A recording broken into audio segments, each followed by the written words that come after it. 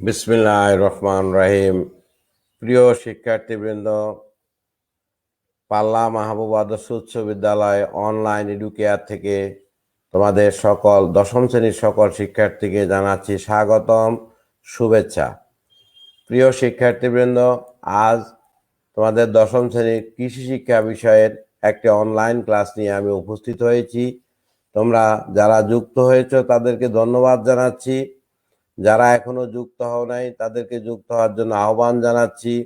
শিক্ষার্থীবৃন্দ, আজকের এই অনলাইন ক্লাসটি মনোযোগ সহকারে করার জন্য এবং তোমাদেরকে অনুরোধ করছি, কেননা যে সামনে তোমাদের নির্বাচনী পরীক্ষা, এই নির্বাচনী পরীক্ষায় এই অংশ থেকে এই অধ্যায় থেকে প্রশ্ন আসবে বা এই বিষয়ের উপর প্রশ্ন আসতে পারে।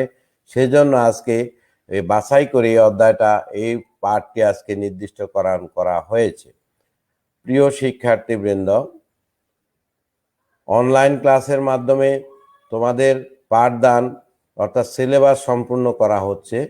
সেই অনুযায়ী তোমরা অনলাইন ক্লাসে যুক্ত হও। আজকের এই অনলাইন ক্লাস যারা দেখছেন, যারা অনুসরণ করছেন, তাদের সকলকে ধন্যবাদ জানাচ্ছি। পাল্লা মাহবুব আদর্শ উচ্চ বিদ্যালয়ের পক্ষ থেকে তাদেরকে শুভেচ্ছা জানাচ্ছি। এখনই আমরা আমাদের অনলাইন ক্লাস শুরু করছি। প্রথমেই পরিচিতি পর্ব। শিক্ষক মোহাম্মদ আমির হোসেন, প্রধান শিক্ষক, পাল্লা মাহবুব আদর্শ উচ্চ বিদ্যালয়, পাল্লা চাটখিল, নোয়াখালী। বিষয় কৃষি শিক্ষা, শ্রেণী দশম। প্রিয় শিক্ষার্থীবৃন্দ, আমরা এখানে তিনটা চিত্র দেখতে পাবো। এই তিনটা চিত্র কি? প্রথম চিত্রটা দেখো, আমরা দেখতে পাচ্ছি কৃষক তার জমিনে ধানের চারা রোপণ করছে। পরবর্তীতে আমরা দেখছি ধানের ফলন, অর্থাৎ ধান কি হচ্ছে, গাছে ধান, ধানের বীজ, ধান সৃষ্টি হয়েছে বা ধান পাকা শুরু হয়েছে। পরবর্তী আমরা দেখলাম এই ধান সংগ্রহ করা হচ্ছে। তাহলে আজকে আমরা এই চিত্র থেকে, তিনটা চিত্র থেকে আমরা মোটামুটি আমাদের একটা ধারণা আমরা জন্মে বিয়ে, যেটা হলো আমরা আজকে ধান চাষ নিয়ে আলোচনা করব। আজকে আমরা ধান চাষ নিয়ে, অর্থাৎ ধান চাষ পদ্ধতি নিয়ে আমরা আজকে আলোচনা করব। তাহলে আজকের পাঠ ধান চাষ, যেটা আমাদের প্রধান খাবার, আমরা সেইটা নিয়ে আজকে আলোচনা করব। এই ধান চাষ শেষে তোমরা শিক্ষার্থীরা আজকের এই পাঠ শেষে তোমরা যা শিখবে, উচ্চ ফলনশীল ধানের জাত সমূহ বলতে পারবে। আমাদের দেশে উচ্চ ফলনশীল ধানের জাতগুলা কি কি, ধানের বীজতলা ব্যাখ্যা করতে পারবে, ধানের ফসল উৎপাদনের পদ্ধতি বর্ণনা করতে পারবে। প্রথমে আমরা ধানের জাত, সাধারণত তিন জাতের ধান আমরা দেখতে পাই। একটা হলো স্থানীয় জাত, আরেকটা স্থানীয় উন্নত জাত, আরেকটা হলো উচ্চ ফলনশীল জাত। তাহলে ধানের জাত তিন প্রকার: স্থানীয় জাত, স্থানীয় উন্নত জাত, উচ্চ ফলনশীল জাত। প্রথম স্থানীয় জাতের মধ্যে আমরা দেখি কি কি আছে: টেপি, গরবি, দুধসর এবং রবিশাইল। এই চার রকম স্থানীয় জাত আমরা দেখতে পাই। তারপরে আমরা দেখব স্থানীয় উন্নত জাতের মধ্যে কি কি আছে। দেখো, অনেকগুলি। একটা হলো নাজির শাইল, কটক তারা, কালিজিরা, হাসি কলমি, তারপরে রতিশাইল, এরপরে হলো বিনা শাইল। তাহলে এটা হলো স্থানীয় উন্নত জাত, স্থানীয় উন্নত জাত। এবার উচ্চ ফলনশীল দেখা জাত। বাংলাদেশের ধান গবেষণা ইনস্টিটিউট কর্তৃক এ পর্যন্ত 60টি উপসি জাতের ধান উদ্ভাবন করেছে, যেমন বৃধান 28, বৃধান 29, বৃধান 33। তোমরা জানো বাংলাদেশে গাজীপুরের কালিয়াকৈরে উন্নত জাতের ধান গবেষণা কেন্দ্র রয়েছে। এই ধান গবেষণা কেন্দ্র থেকে এ পর্যন্ত 60টি উন্নত জাতের ধান উদ্ভাবন করা হয়েছে বা এটা আবিষ্কার করা হয়েছে। তার মধ্যে বিধান 28, বিধান 29, বিধান 33। তাহলে আমরা এখন 3 প্রকারের জাত সম্পর্কে জানলাম। এখানে আমরা একটা চিত্র দেখলাম, লক্ষ্য করতে পারছ ধানের ফলন হয়েছে, প্রচুর ফলন হয়েছে ধান। তাহলে এটা হলো উচ্চ ফলনশীল জাত কি? প্রথমে আমরা জানতে হবে উচ্চ ফলনশীল জাতটা কি। উচ্চ ফলনশীল জাত এই জাতগুলোর গাছ হবে মজবুত, গাছ হবে, গাছ খাটো হবে, হেলে পড়বে না। তারপরে হবে পোকা ও রোগের আক্রমণ কম হবে। এরপরে অধিক কুশি গজাবে। তারপরে হলো পাতা কাড়া থাকবে। আমাদের দেশে যে ধানগুলি, আমরা দেশি জাতের যে ধান, সেই ধানের মধ্যে দেখা যাবে গাছ মজবুত হয় না, অনেক সময় গাছ ভেঙে পড়ে, গাছ লম্বা হয়, লম্বা হওয়ার কারণে হেলে পড়ে। তারপরে প্রায় পোকামাকড়ে আক্রান্ত অর্থাৎ রোগাক্রান্ত হয়, কুশির সংখ্যা কম হয়। ধানের ফলে দেখা যায় কুশির সংখ্যা কম হয় এবং ধানের ছড়াতে ধানের পরিমাণ কম থাকে। তাহলে উন্নত বা উচ্চ ফলনশীল জাতের যে বৈশিষ্ট্যগুলি হবে, ধান গাছ খুব মজবুত হবে, গাছ খাটো হবে, হেলে পড়বে না, পোকা আক্রমণ করবে না বা রোগাক্রান্ত কম হবে, অধিক কুশি জন্মাবে, পাতা খাড়া থাকবে, ফলে প্রচুর ফলন উৎপন্ন হবে। ধানের মৌসুম, এবার আমরা ধান কোন কোন মৌসুমে হবে আমরা সেটা নিয়ে আলোচনা করব। ধানের মৌসুম দেখো, আউশ মৌসুম হইল আউশ, আমান ও বোরো। আউশ, আমান ও বোরো, এটা হলো ধানের মৌসুম। আমাদের এই বাংলাদেশে ধানের 3টা মৌসুম হিসাব করা হয়। একটা হলো আউশ, আরেকটা হলো আমন, আরেকটা হলো বোরো মৌসুম। প্রথমে আসো আউশ মৌসুম, আমন মৌসুম এবং বোরো মৌসুম। আউশ মৌসুমে BR20, BR20, BR21। আমন মৌসুমে BR5, BR11, BR22, বিধান 26, 56, বিধান 57। আর বড় মৌসুমে BR28, বিধান 28, বিধান 29, বিধান 45, বিধান হইল 47। আমরা এখানে এই 3 মৌসুমে, অর্থাৎ কোন মৌসুমে কোন ধান আমরা চাষ করব সেটা সম্পর্কে একটি চার্ট দেখানো হলো। তাহলে আউশ মৌসুমে মাত্র 2টা ধান আছে, সেটা হলো BR20, BR21। আর আমান মৌসুমে ধান আছে BR5, BR11, BR22। আর বিরি ধান হলো 56, 56 এবং 57। এখানে বিরি ধান হলো 28, 36, 45, 47, 55। এখন আমরা দেখব ধানের বীজ বাছাইকরণ, কিভাবে বীজ বাছাই করা হয়। পুষ্ট পরিপূর্ণ বীজ সংগ্রহের জন্য কি করা হয়, শতকরা 80 ভাগ গজা পরিষ্কার সুস্থ বীজ নিতে হবে। এই বীজকে এনে কি করা হয়, প্রথমে পানিতে মিশানো হয়। পানিতে মিশিয়ে যখন এটাকে কাঠি দিয়ে নাড়ানো হয়, তখন দেখা যায় পরিপিষ্ট বীজগুলি পানি বালতির নিচে থাকে, আর অপরিবেষ্টিত বা সিটা জাতীয় বীজগুলি উপরে জমা হয়ে ভেসে ওঠে। এগুলি ফেলে দিয়ে তারপর এটাকে রোদে শুকিয়ে এই বীজ বপন করলে বীজের অঙ্কুর উদ্গমের হার শতকরা 80% হয়ে থাকে। এটাই হলো সুস্থ এবং সবল বীজ।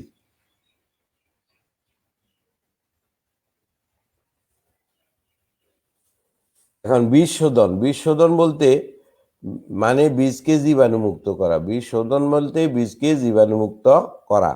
বীজ বপন করার আগে বীজকে রাসায়নিক ওষুধ মিশিয়ে জীবাণুমুক্ত করতে হয়।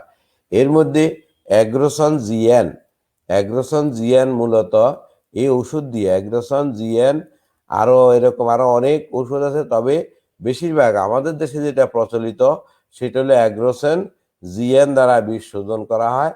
এবং এই বীজ বপন করার জন্য বীজকে কি করে জীবাণুমুক্ত করা হয়। এরপরে দেখো বীজতলা তৈরি। ধানের বীজতলা কর্দমাক্ত অবস্থায় এটাকে খুব সুন্দরভাবে চাষ দিয়ে এরপর সমান করতে হয়। মাঝখানে কি করতে হয়, প্রতিটা মাঝে মাঝে এটাকে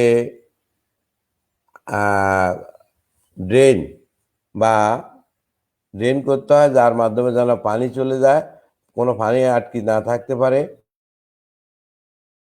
এরপরে বীজ এই বেডগুলিতে আস্তে আস্তে বীজ বপন করা হয়। বীজ বপন করা হলে আজ কিছুদিন পরে এটা বীজতলা ধানের চারা গজায়। সেই চারা এখানে সেটাই দেখতে পাচ্ছি যেটা আমাদের দেশে করা হচ্ছে।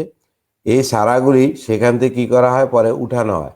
উঠিয়ে চারা পরিচর্যা, দেখো পাখি তাড়ানোর ব্যবস্থা করা। তুমি ধানের বীজ বপন করে যদি কোনো ব্যবস্থাপনা না নাও, অর্থাৎ এটা সংরক্ষণ পরিচর্যার কোনো ব্যবস্থা না নিলে অনেক ক্ষেত্রে বীজতলা নষ্ট হতে পারে। পাখি তাড়ানোর ব্যবস্থা করা, বেডে সেচ দেওয়া, তারপরে রোগ ও পোকা যদি আক্রমণ হয় তাহলে এটা দমনের ব্যবস্থা করা। আর যদি দেখা যায় সারা দ্রুত বৃদ্ধি পাচ্ছে না বা সারার বয়সের তুলনায় সারার গ্রোথ কম হয়, তাহলে সার প্রয়োগ করতে হয়। এরপরে এই বীজটাকে কি করা হয়, মাঠে এনে জমিতে রোপণ করা হয়। রোপণ করার পরে এটা পানি প্রয়োগ করতে, পানি সেচ দিতে হয়। জমি তৈরি, দেখো কিভাবে জমি তৈরি করবে। গরু হাল চাষ করে নাঙ্গল দিয়ে জমিটাকে ভালোভাবে পরিষ্কারভাবে কর্ষণ করা হয়।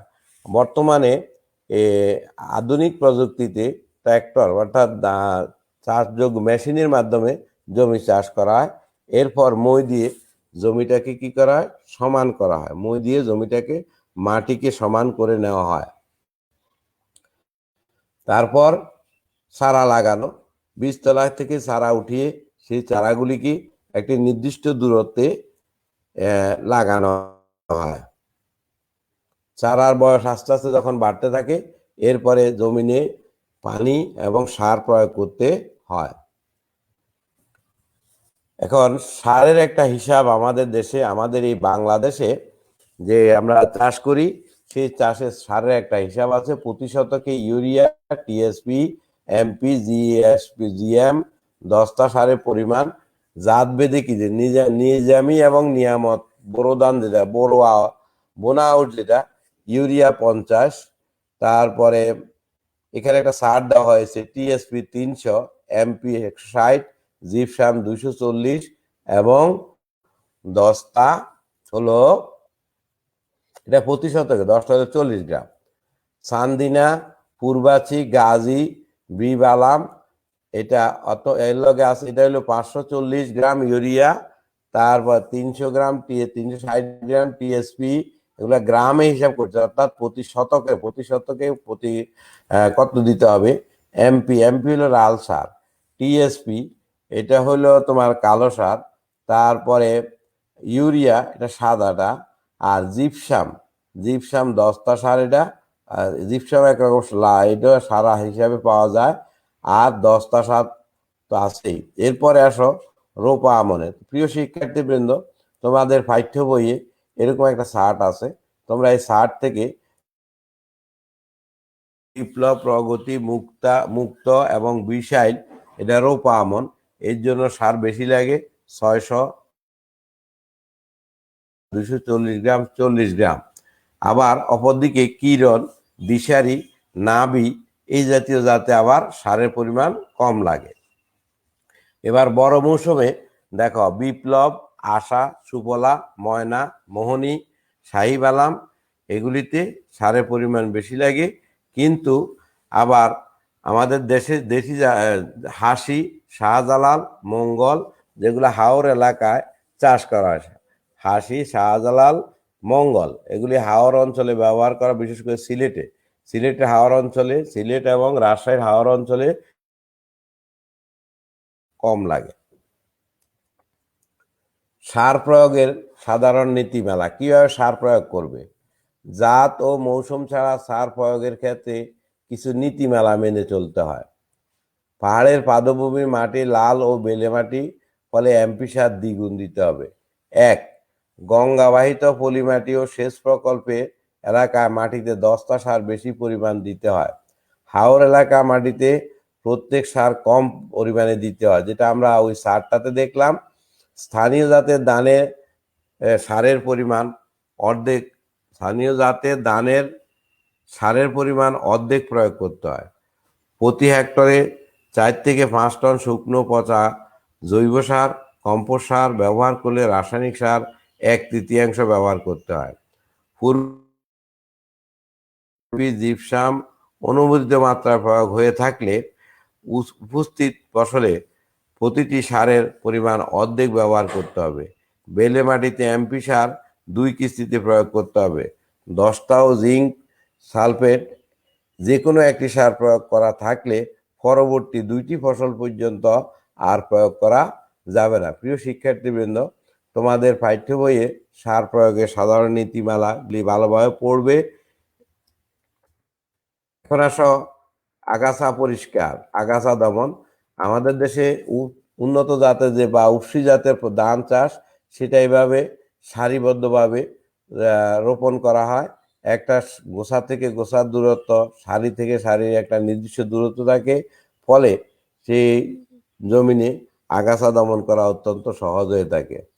কমপক্ষে 3বার ধানের জমিতে আগাছা হয়। 1 নম্বরে চারা রোপণ করার 15-20 দিনের মধ্যে একবার হয়। প্রথম আগাছা দমনে পরবর্তী 14 দিনের মধ্যে আবার হবে। থোড় বের হওয়ার সময় আগাছা হয়ে থাকে। তাই এই আগাছা গুলোকে কি করতে হবে? দমন করতে হবে। প্রয়োজনে এগুলো হাতে দিয়ে নিয়ে বা ওষুধ প্রয়োগ করে দমন করা যাবে। শিক্ষার্থীবৃন্দ, দীর্ঘ আলোচনা থেকে তোমরা ধানের ফসল বাড়ানোর জন্য বীজের গুরুত্ব, অর্থাৎ কীরকম বীজ লাগবে, কিভাবে বীজগুলি সংগ্রহ করবে, বীজ ভালো হলে কি ফলন কি হবে, এটা সম্পর্কে গুরুত্ব সম্পর্কে তোমরা লিখে পড়ে নিবে। মূল্যায়ন আজকের পাঠ বীজ শোধন কি, অর্থাৎ বীজকে বা বীজ শোধন, বীজকে পরিপুষ্ট বীজ এবং সিটা এটা আলাদা করার যে প্রক্রিয়া, সেটাই বীজ শোধন। বীজতলা কিভাবে তৈরি করবে এটা তোমাদেরকে আমরা একটা চিত্রের মাধ্যমে দেখিয়েছি। তোমরা এই প্রশ্নটা তোমাদের পাঠ্য বইয়ে আছে, ভালোভাবে পড়বে। শিক্ষার্থীবৃন্দ, আজকের এই পাঠ শেষে তোমরা এই অধ্যায়ের ধান চাষ সম্পর্কে ভালোভাবে শিখবে, কেননা পরবর্তী তুমি একদিন ভালো কৃষক হতে পারো, বা তুমি দেশ উন্নয়নের জন্য, দেশের খাদ্য ও উৎপাদনের জন্য তুমি কি করতে পারো? ধান, অধিক উচ্চ ফলনশীল ধানের জাত দিয়ে অধিক ফলন উৎপাদন করবে। সেজন্য আমাদের বাংলাদেশে খাদ্য চাহিদা মেটাতে উচ্চ ফলনশীল ধানের জাতের গুরুত্ব, অর্থাৎ উচ্চ ফলনশীল ধান বর্তমানে আমাদের খাদ্য চাহিদা পূরণ করছে। একসময় আমরা খাদ্য অভাব ছিল, খাদ্যের জন্য আমরা অনেক হাহাকার ছিল, কিন্তু এই উচ্চ ফলনশীল জাতের ধান চাষ করার কারণে আমাদের এখন খাদ্য চাহিদা পূরণ হয়ে আমরা বিদেশেও রপ্তানি করতে পারি। এ দ্বারা আমরা অব্যাহত রাখবো। তোমাদের সকল শিক্ষার্থী ধান চাষ সম্পর্কে মাত্র পড়ার জন্য নয়, এটা তোমার ভবিষ্যৎ জীবনে তোমার কাজে লাগবে। তাই এই প্রশ্নটি বাড়িতে পড়ে খাতায় লিখবে এবং পড়ে নিবে। শিক্ষার্থীবৃন্দ, তোমাদের সকলকে আজকের এই অনলাইন ক্লাসে যুক্ত হয়ে ক্লাসটি অনুসরণ করার জন্য ধন্যবাদ জানিয়ে এখানেই শেষ করছি। আল্লাহ হাফেজ, ভালো থেকো, আবার দেখা হবে তোমাদের সাথে।